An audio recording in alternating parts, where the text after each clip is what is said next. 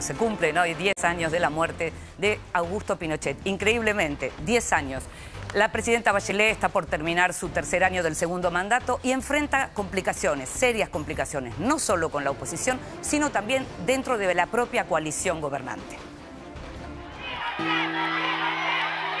El hospital militar ha entregado un comunicado que indica que a las 14:15 horas ha dejado de existir el expresidente de la República y ex comandante en jefe del ejército, el general Augusto Pinochet Ugarte. A 10 años de la muerte de Augusto Pinochet, Chile presenta un panorama de enorme contraste si se compara con el que atravesó durante los 17 años de gobierno dictatorial entre 1973 y 1990. El gobierno de Michelle Bachelet celebró públicamente que el Senado aprobara el presupuesto 2017 luego de intensos días de discusión y discrepancias, sobre todo a partir del párrafo que garantizaba la gratuidad en la educación superior, promesa de campaña de la mandataria, que completaría así la reforma educativa.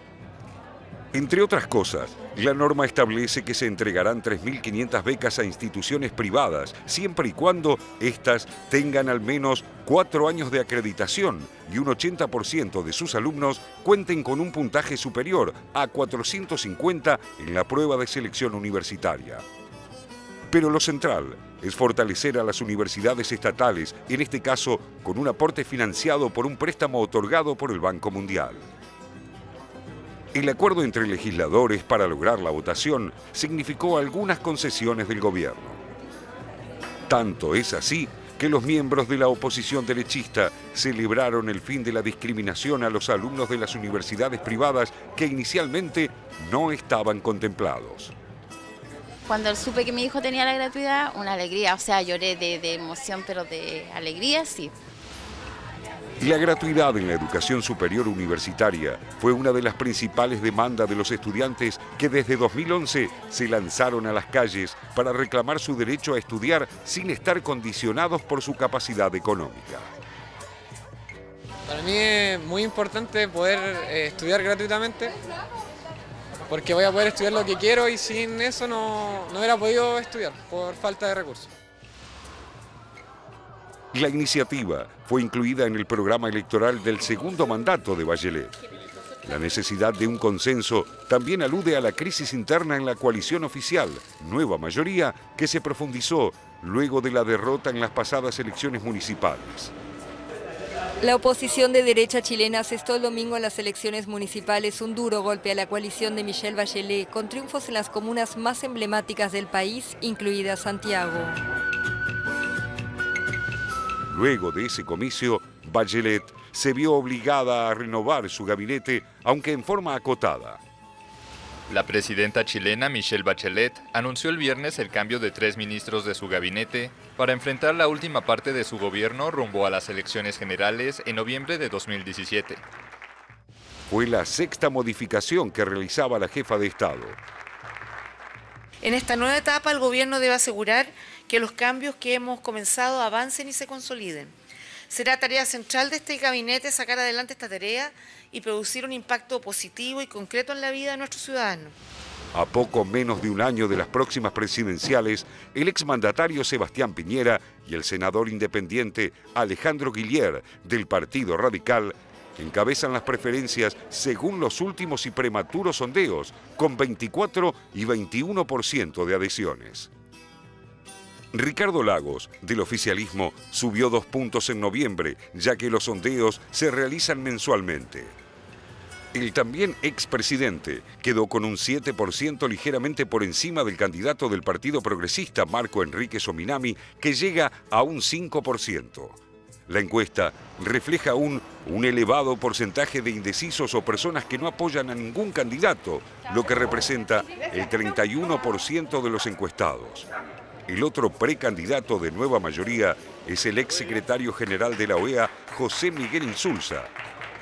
Yo le ofrezco a Chile un liderazgo seguro, una conducción segura, una conducción que dialoga, que genera confianzas y que le permite mirar hacia el futuro bien asentado sobre consensos y acuerdos nacionales importantes. El fuerte debate que se desarrolla dentro de la coalición de gobierno impulsó al ministro del Interior, Mario Fernández, a instar a las partes a definir un solo candidato para enero de 2017. Sin embargo, las agrupaciones siguen con su plan de trabajo. El Partido Socialista realizará una primaria interna para definir al candidato en abril próximo, mientras que desde el Partido Comunista no se apura ninguna definición. Y el Partido por la Democracia respalda la solicitud, aunque no existe un mandato para que enero sea la fecha definitiva. Un panorama de gran ebullición política opuesto al oscurantismo de la dictadura de Pinochet, que alguna vez pareció eterna.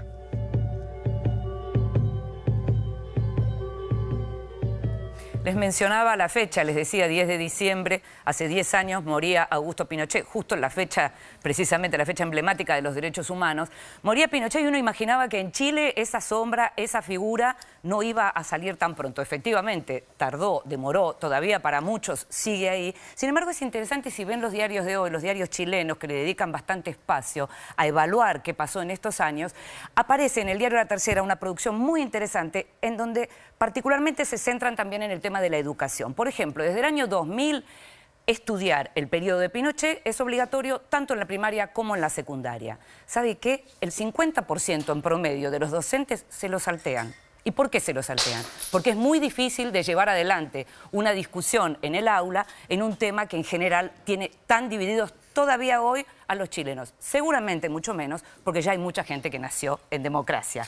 Y en democracia es cuando van a venir las próximas elecciones. Y veíamos en el informe, Jorge, algunos nombres que no son tan conocidos para nosotros. Serán en noviembre del año próximo, y esas indefiniciones de parte de Nueva Mayoría, que es hoy el partido en el gobierno o la coalición en el gobierno, Partido Socialista que dice vamos a hacer las elecciones en abril, el Partido Comunista que dice no tenemos fecha, y desde el gobierno que están diciendo hagamos las elecciones y tengamos candidato en enero. ¿Por qué? Porque entre otros está Piñera, por supuesto, candidato instalado de la derecha, pero Alejandro Guillier es en este momento la revelación. Es un senador, tiene 63 años, es muy conocido en Chile porque fue presentador de televisión, es periodista de profesión y tiene dos características. Una es que no es de Santiago. En un país centralista, él es de Antofagasta, 1.300 kilómetros de Santiago. La otra es que milita en el Partido Radical, pero no tiene pertenencia, es decir, no es un dirigente del Partido Radical. El Partido Radical tuvo en su momento, digamos, buena relación con la Concertación y hoy está dentro de Nueva Mayoría, de la coalición de gobierno, pero eso no significa que él no siga siendo independiente. Eso y puede gustar, decís. Esto gusta porque en momentos de antipolítica en todo el mundo, este es el candidato de la antipolítica. En Chile. Interesante, ¿no?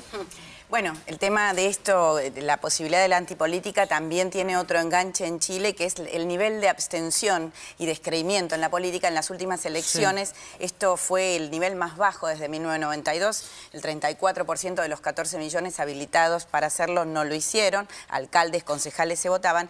¿Y qué está pasando en Chile? Hay una generación que ya son los nietos pro-Pinochet o los nietos anti-Pinochet, es decir, las víctimas de Pinochet, los descendientes de ellos. Bueno, la renovación que se esperaba en Chile no ha funcionado como ha funcionado, por ejemplo, en la Argentina, que hay una clase dirigente muy joven que ellos miran hacia este lugar o hacia otros países donde esto se pueda dar.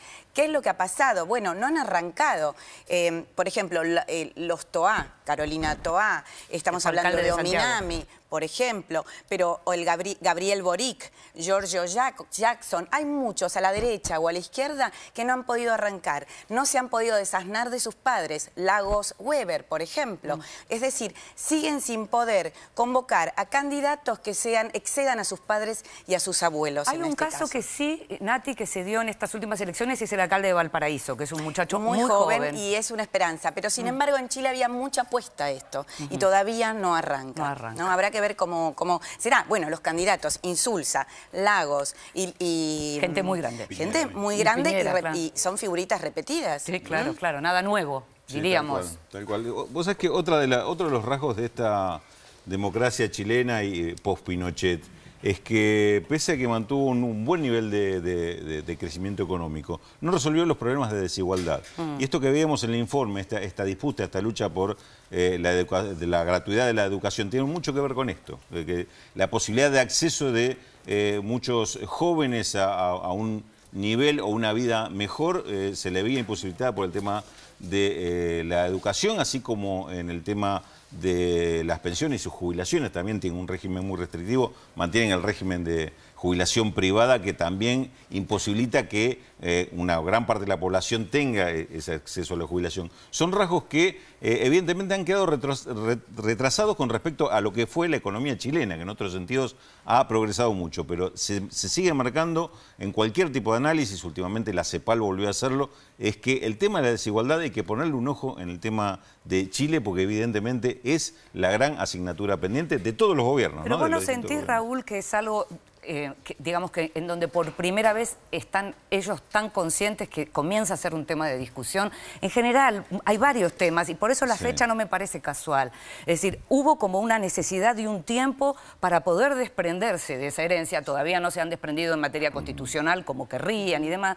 En términos de educación empiezan a hacerlo. De hecho, se aprobó el presupuesto, se está discutiendo el presupuesto y empieza a aparecer la cuestión de la promesa de campaña de la presidenta Bachelet. Y como ciertos temas que no se tocaban, como lo de las pensiones que mencionabas y saca a la gente a la calle ahora de a multitudes. Ciertos temas recién ahora. Exactamente, Inde. Ganaron espacio en la agenda política, pero fue a partir de la salida de la gente a la calle, de la demanda, y fíjate vos cómo se ha ido comiendo el prestigio de muchos mandatarios, como el caso de Michelle Bachelet, que arrancaron con mucho impulso, inclusive montados sobre esas reivindicaciones. Sin embargo, mirá lo que costó llegar a que esto se reflejara en una propuesta presupuestaria. Ahora, es interesante lo que mencionabas, Natalia, porque al hablar de esa necesidad de que empiece a circular una nueva generación de políticos, porque efectivamente lo que uno ve es que todos los que están tuvieron que ver con Pinochet de un lado o del otro, pero sigue estando la misma clase, ¿no? Bueno, en Chile eso es una constante entre las familias. Vos tenés un Errázuriz a la izquierda y otro a la derecha. Es muy común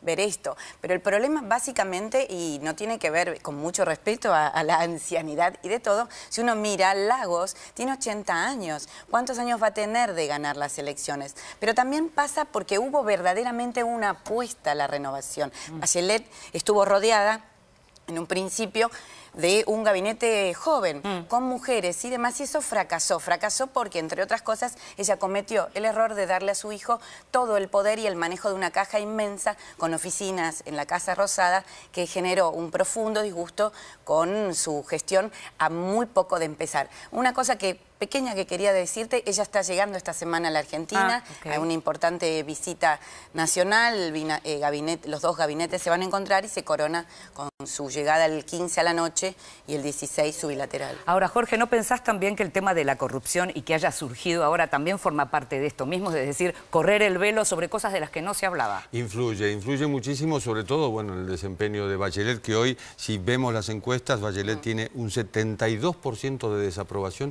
y un 20% de aprobación. Y la característica es esta. Insulza, que proviene del Partido Socialista, es el candidato que siempre iba a ser y nunca fue, porque terminó siendo secretario general de la Organización de los Estados Americanos. Lagos es el hombre que más ha cedido siendo presidente. Él reformó la Constitución, rebajó el mandato y dijo: yo no voy a la reelección.